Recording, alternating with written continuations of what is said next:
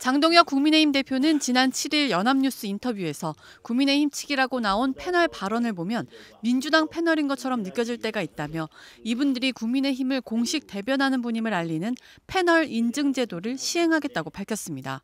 또 방송에서 의견을 가장해 당에 해를 끼치는 발언을 하는 것도 해당 행위라며 제명을 포함해 가장 강력한 조치를 취하겠다고 경고했습니다.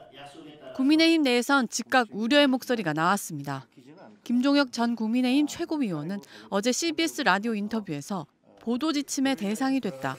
전두환 시절로 다시 돌아간다며 이같이 탄식했습니다. 무슨 전두환 때 보도 지침 이러이러한 기사만 내보내라 라고 하는 거하고 비슷하잖아요. 요즘 세상에 어떻게 그게 가능하겠습니까? 그러니까 그거는 언론에 대한 부당한 탄압으로 비춰질 수 있기 때문에 그러니까 언론 자유에 대한 어떤 근본적인 인식을 잘 못하신 게 아닌가라고 생각을 합니다. 윤희석 전 국민의힘 대변인도 당을 대표한다고 생각하는 분이 해당 행위성 발언을 일부러 하겠냐며 사례를 들어 반박했습니다. 저희가 여당일 때도 비슷한 시도를 한번 한 적이 있는데 모 평론가에게 그게 오히려 역효과가 났단 말이에요. 그분이 그 이후로 방송이 오히려 엄청 많이 늘었어요. 그래서 그분의 영향력이 더 세졌단 말입니다. 그래서 이것은 그렇게 현명한 그런 대처 방식은 아니다. 지난 정부 시절 보수 참칭 패널이라는 비판을 받으며 방송 출연에 대한 탄압을 받았던 장성철 공론센터 소장을 염두에 둔 발언으로 보이는데 또 다른 전직 대변인도 우려를 나타냈습니다.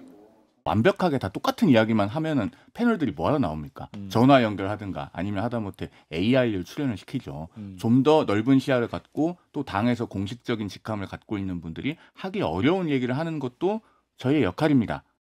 내란 사태, 윤석열 문제 등 국민의힘의 퇴행이 계속되는 상황에서 합리적인 내부 지적을 인증제 같은 걸로 탄압하는 건 부당하다는 반박으로 해석됩니다. 자신이 지지했던 국민의힘 장동혁 당시 후보가 당대표로 선출되자 보수 유튜버 전한길 씨는 자신의 영향력을 더욱 과시하기 시작했습니다. 전한길 품은 그죠? 바로 장동혁 후보가 이제 당대표로 당선됐지 않습니까? 전한길 품는 자가 향후 국회의원 공천 받을 수 있을 겁니다. 그리고 전한길 품는 자가 다음에 대통령까지도 될 수 있을 것이다. 차기 대구시장 후보로는 이진숙 방송통신위원장을 꼽기도 했습니다. 대구광역시장 나오면 이진숙 무조건 저는 될 수 있는데 저는 양보합니다. 무조건요. 마치 자신이 공천권을 쥐고 있는 것처럼 행동하더니 이번엔 본인에게 공천 청탁이 이어지고 있다는 주장을 펼쳤습니다. 놀랍게도 벌써 저한테 인사청탁이 막 들어옵니다.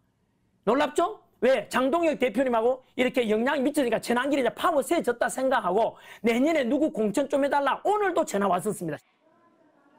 다만 장동혁 대표에게 부담이 되고 싶지 않다며 청탁 전화를 받아도 그런 역할은 하지 않는다고 말했습니다. 그러면서도 자신의 유튜브 구독자가 매일 10,000명씩 늘고 있어 이들이 모두 국민의힘 당원으로 가입하면 원하는 사람을 공천할 수 있다고 주장했습니다. 민주당은 전 씨가 비선 실세냐며 극우 유튜버에게 당 운영의 키를 맡기는 정당에 미래는 없다고 비판했습니다. 부정선거 음모론을 퍼뜨리고 극단적인 정치 선동에 앞장섰던 인물이 이제는 공천권까지 거론하는 현실이 국민의힘의 민낯을 적나라하게 드러내고 있습니다. 장동혁 대표는 전 씨가 당 외곽에서 의병으로 열심히 싸웠고 그게 가장 잘 맞는 역할이라며 당직 기용에 대해선 일단 선을 그었습니다. 전 씨 역시 당직이나 공천에 욕심이 없다고 밝혀왔지만 전 씨를 둘러싼 잡음은 끊이지 않을 걸로 보입니다. MBC 뉴스 김현지입니다. 각종 시사 보도 프로그램에서 보수 패널로 활동하고 있는 장성철 공감과 논쟁 정책센터 소장이 정진석 전 국민의힘 비상대책위원장 등을 경찰에 고소 고발했습니다.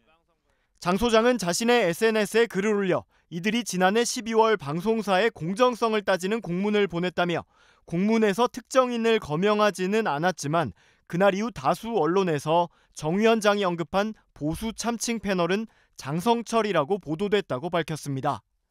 장 소장은 권력을 갖고 있다고 해서 한 개인의 인권을 짓밟는 행위와 방송사 편성권에 개입하려는 행위는 옳지 못하다며 저 혼자는 힘이 없지만 저들의 생각과 판단이 잘못됐다는 것을 입증하기 위해 노력하겠다고 강조했습니다.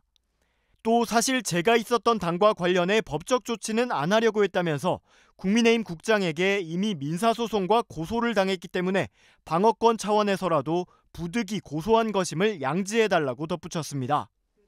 지난해 말 국민의힘이 각 방송사의 보수 패널의 공정성을 요청하는 공문을 보내면서 시작된 갈등이 당과 장 소장 간의 맞고소로 이어지는 양상입니다.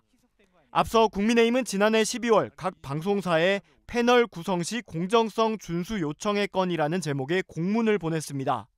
공문에는 최근 일부 시사 보도 프로그램에서 보수 몫으로 정부 여당의 입장과 배치되는 의견을 가진 패널을 출연시키는 경우가 많아 우려스럽다는 내용이 담겼습니다. 윤석열 정부와 정부 여당을 지속적으로 비판하는 분들이 보수 패널이라는 타이틀을 달고 방송에 계속 출연하고 있습니다.